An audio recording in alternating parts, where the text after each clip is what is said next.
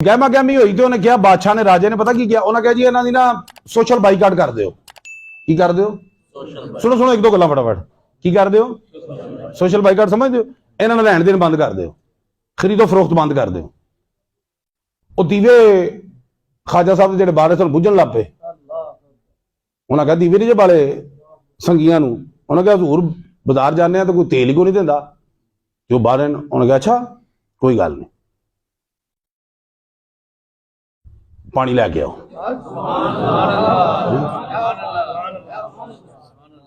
पानी लैके आओ है। हथ मुबारक धोते, वो जेड़ा पानी उन्होंने हत्थां नूं चुम के भांडे च गया, क्या इन्हों जाके दीवियां च पा दो।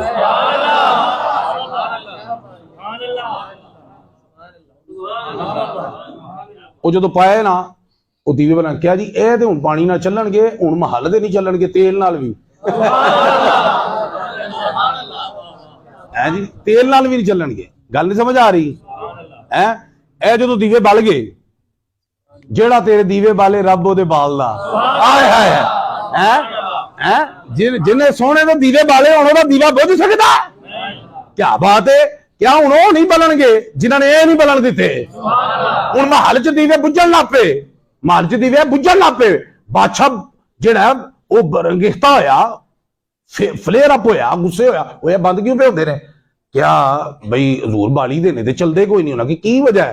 तेल नहीं जी, तेल पाई दा पानी बन जाता है।